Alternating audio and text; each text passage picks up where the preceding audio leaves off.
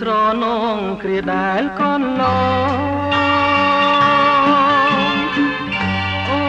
ននឹងបងបានរួមសេចក្តីនៅក្រោមរស្មីនៃព្រះច័ន្ទថ្លាក្រោមជ័យមេឃាសែនធំលឿងល្វើយបង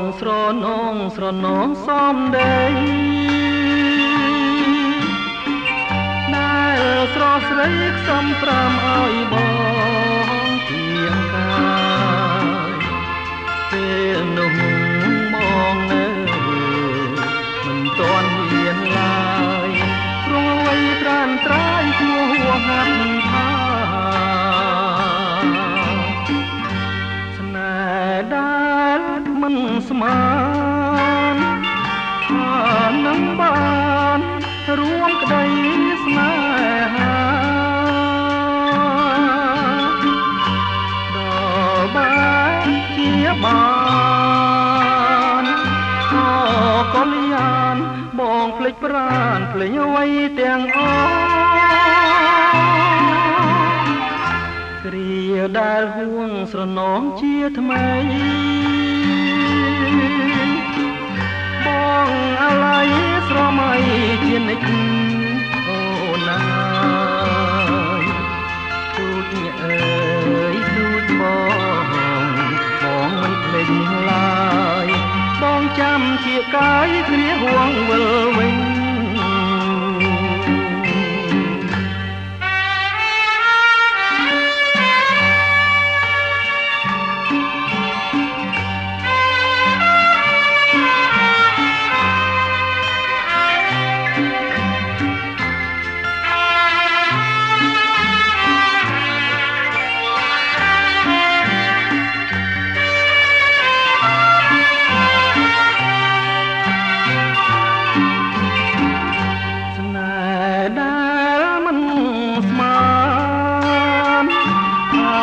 នឹងបាន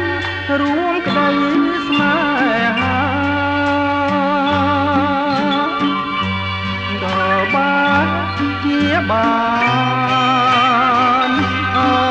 កលយានបងភ្លេចប្រានភ្លេចអ្វីទាំងអស់គ្រាដែលហួងស្រនងជាថ្មីបងអាឡ័យស្រមៃ